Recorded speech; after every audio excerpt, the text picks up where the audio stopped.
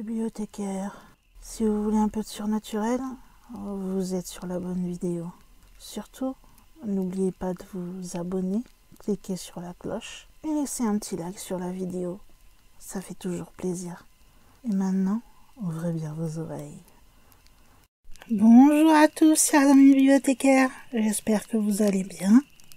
Cela faisait longtemps que je n'avais pas parlé de yokai avec vous. Alors, c'est parti pour une nouvelle vidéo sur les yokai. Et nous allons parler aujourd'hui de Okiku. Alors, l'Okiku Mushi est une créature du folklore japonais. C'est pour ça que l'on appelle ça un yokai.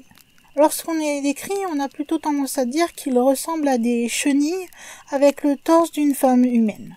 On les appelle les Okiku Mushi parce qu'on pense qu'ils sont nés de la vengeance du fantôme d'Okiku.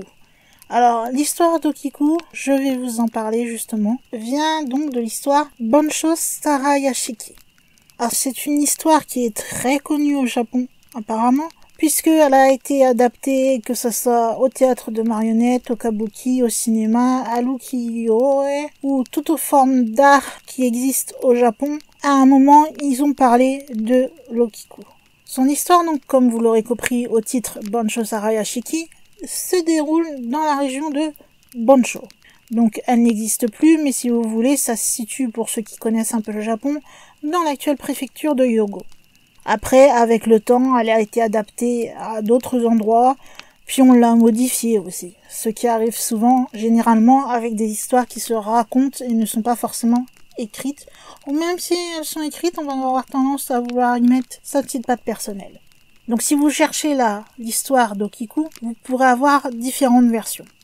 Je vais d'abord vous raconter donc la première que j'ai trouvée, et ensuite celle qui semble être apparemment celle qui est la plus folklorique et traditionnelle et la plus souvent donc racontée au Japon. Donc tout d'abord, voici ce qu'on dit sur la première histoire que j'ai trouvée d'Okiku. Il y a environ 200 ans, vivait un chef de la police qui se nommait Aoyama Chuzen. Il habitait dans la rue de Bansho à Edo. Son travail, c'était de repérer les voleurs et les pyromanes. Ce n'était pas un homme qui était très fréquentable, puisque Aoyama était violent, cruel, il n'avait aucune compassion. Chez lui, il avait une servante, qui se prénommait Okiku. Elle avait toujours connu cette famille, puisqu'elle y vivait depuis son enfance. Et donc, elle connaissait très bien le tempérament désastreux de Aoyama. Seulement un jour, totalement par accident, Okiku va casser une assiette. Cette assiette provenait d'un ensemble de 10 assiettes en porcelaine. Bien sûr, vu le caractère de son maître, elle savait qu'elle allait payer ce qu'elle avait fait, mais elle a quand même pensé à essayer de cacher ce qu'elle avait fait en fait. Mais malheureusement, elle savait que sa punition serait encore plus sévère. Donc, elle était résolue, elle a été voir complètement tremblante de peur la femme de son maître, et elle lui confessa tout simplement ce qui était arrivé avec l'assiette. Quand Aoyama rentra, on lui a dit ce qui s'était passé, et qu'une de ses assiettes préférées avait été cassée. Sans demander plus, il est entré dans une violente colère. Il attrapa alors Okiku, il la ligota, l'enferma dans un placard, et chaque jour, il venait lui couper un doigt. Okiku était fermement ligotée et complètement agonisante à force de perdre du sang. Elle ne pouvait pas bouger. Et finalement, elle réussit à se détacher. En s'échappant dans le jardin, pour ne pas subir encore la violence de son maître, elle se serait jetée dans le puits du château de Himeji et elle s'est laissée noyer. Donc ça, c'est la première version que j'ai trouvée. Maintenant, il y a une autre version qui semble être celle qui est la plus folklorique et celle qui est la plus connue apparemment au Japon. Elle ne diffère pas énormément dans le fondement, on va dire, c'est plus ce qui va se passer et la mort d'Okiku elle-même qui est différente dans cette histoire. Donc voici l'histoire d'Okiku donc la plus répandue. Selon les légendes, Okiku était la servante d'un samouraï japonais qui se nommait Teisan Aoyama. Okiku était très belle, donc finalement le samouraï a fini par faire des avances à Okiku. Celle-ci lui déclinait toujours ses offres, mais il continua. Okiku ne lâchait rien et déclina à chaque fois encore et encore. Aoyama tenta une dernière fois, mais cette fois-ci, il avait mis en place quelque chose pour essayer d'avoir Okiku. Il a tout simplement décidé de la tromper.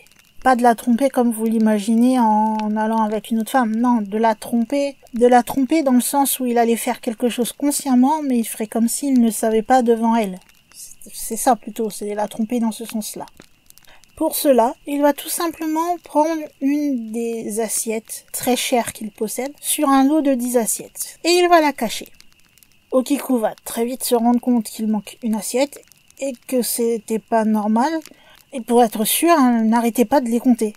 Toujours elle comptait, mais elle pouvait le compter le nombre de fois qu'elle voulait, il en manquait toujours une. Elle était complètement horrifiée parce qu'il manquait une assiette.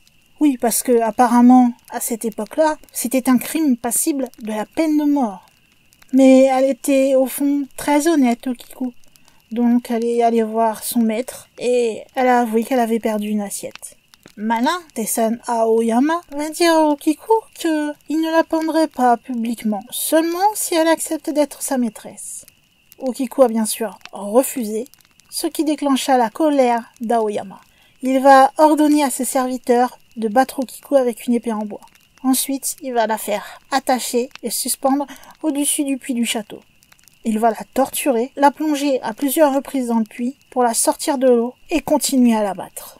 Aoyama a même exigé une dernière fois qu'Okiku devienne sa maîtresse, mais elle ne s'est jamais abaissée à cela et elle a une dernière fois refusé l'offre de son maître.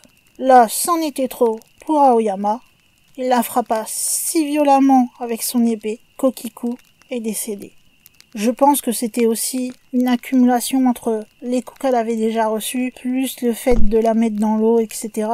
Son corps a fini par totalement la lâcher et elle est partie. Aoyama n'en fit pas grand intérêt puisque pour se débarrasser du corps, il a tout simplement laissé tomber le corps dans le puits. Et voilà, c'était fini. Seulement, ce qu'il n'avait pas prévu, c'est que peu de temps après cela, le fantôme d'Okiku allait revenir. Apparemment, elle errait dans le parc du château. Nuit après nuit, elle sortait du puits et elle entrait dans la maison de son maître et elle cherchait cette assiette manquante. On pouvait l'entendre. 1, 2, 3, 4, 5, 6, 7, 8, 9. Dès qu'elle arrivait à la 9e assiette, elle poussait un cri à vous glacer le sang. Il était si fort qu'il pouvait être entendu dans tout le château. De cette façon, même après sa mort, Okiku tourmentait Aoyama. Chaque nuit, celui-ci n'arrivait pas à dormir. Ça le privait totalement de son repos. Apparemment, certains disent que pour sa tranquillité, Aoyama aurait fait appel à un moine, qui aurait réussi à faire partir le fantôme. Comment? Tout simplement en attendant le fantôme d'Okiku. Lorsque celle-ci compta ses assiettes et arriva à 9, le moine cria 10. L'esprit se serait apaisé ayant enfin retrouvé la 10e assiette et serait parti dans le monde des morts. Par contre, pour d'autres, ils disent qu'on entend toujours, chaque nuit, Okiku désespéré, compter et pleurer au niveau du puits du château de Himeji. D'ailleurs, le château d'Himeji est apparemment l'un des plus célèbres châteaux du Japon. Et avec cette histoire, le puits de ce château est devenu une véritable attraction touristique. Dites-vous qu'au XVIIIe siècle, cette légende était tellement répandue qu'au moment où il y a eu une invasion de larves qui s'est répandue au niveau de ce vieux puits au Japon, les gens tout de suite ont commencé à parler de l'infection en disant que c'était une preuve de la vengeance d'Okiku. Et du coup, ils ont fini par appeler ces larves donc qu'ils ont aperçues des Okiko Mushi. On pensait tout simplement que la chrysalide de ce papillon ressemblait au corps d'une femme ligotée. Ce que les habitants ont bien sûr immédiatement associé à l'histoire d'Okiku. On croyait à ce moment-là que c'était l'esprit d'Okiku qui était revenu sous la forme de cet insecte, engendré par une partie de sa rancune qui l'empêchait d'aller dans le monde des morts et qui l'obligeait, on va dire, à rester dans ce monde. Normalement, cet insecte, à la base, il est communément connu sous le nom de Jakoagea. Mais maintenant, vous pouvez croiser beaucoup de personnes qui connaissent celui-ci sous le nom de Okiku Mushi, dû à la légende. Bien sûr, vous vous doutez que c'est dû au fait que cette histoire est très populaire, mais aussi au fait que, les commerçants locaux ne sont pas bêtes avec cette légende. Ils en ont fait un joli petit marketing autour du château de Himeji. Tout simplement, ils en ont profité donc avec ce qui s'était passé au puits, plus le possible fantôme d'Okiku, son histoire, etc. Pour vendre, tout simplement pendant la période Edo, des chrysalides de ces fameux insectes pour donner un souvenir aux touristes dans les sanctuaires qui se trouvaient près du château de Himeji. D'ailleurs, aujourd'hui encore, cette histoire reste très célèbre au Japon. Et on en compte d'ailleurs plusieurs adaptations au cinéma. Apparemment, et ça je ne le savais pas, ce serait même Okiku qui aurait inspiré le personnage de Sadako. Donc Sadako, c'est dans la version donc originale, on va dire. Et si vous connaissez la version américaine, vous connaîtrez peut-être plus Samara, qui est le personnage principal du film The Ring. Mais l'histoire ne s'arrête pas là, car les fantômes japonais trouvent rarement la paix. On ne sait pas vraiment où est allé ensuite Okiku, mais il y aurait des histoires qui disent que Okiku se trouverait dans tout le Japon.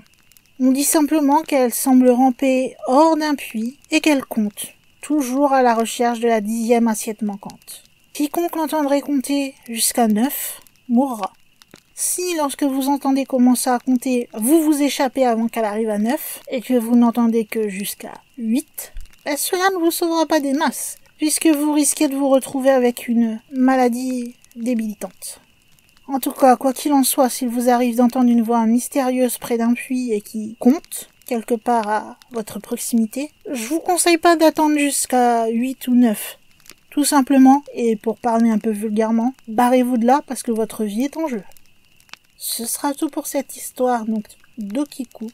J'espère que vous aurez apprécié cette vidéo et ce nouveau yokai depuis le temps que j'en ai pas fait. Je n'ai pas calculé moi-même, je ne sais même plus moi-même d'ailleurs lequel est la dernière vidéo sur les yokai. Parce qu'en parallèle, vous savez que je fais des notes aussi pour de prochaines vidéos, donc je note tellement de choses que je ne sais plus ce que j'ai fait et pas fait. Heureusement que je peux regarder pour vérifier et pas vous faire 36 fois la même vidéo, ça servirait pas à grand chose. À part les rééditions qui sont des anciennes vidéos qui étaient très courtes et très peu renseignées, que là, oui, je me permets de refaire pour qu'elle soit plus détaillée que la flemmarde que j'étais à l'époque, tout simplement. Bon, en tout cas, vous savez, comme d'habitude, que vous pouvez réagir à cette vidéo en la commentant, en mettant un petit pouce en l'air, ça fait toujours plaisir, en vous abonnant si ce n'est pas encore fait, c'est très important pour des petites chaînes comme les nôtres. Vérifiez que votre petite clochette est bien activée pour recevoir toutes les notifications de la chaîne. Et surtout, partagez à profusion partout où vous pouvez cette vidéo ou cette chaîne pour faire venir le plus de bibliothécaires possible pour parler à fond de paranormal.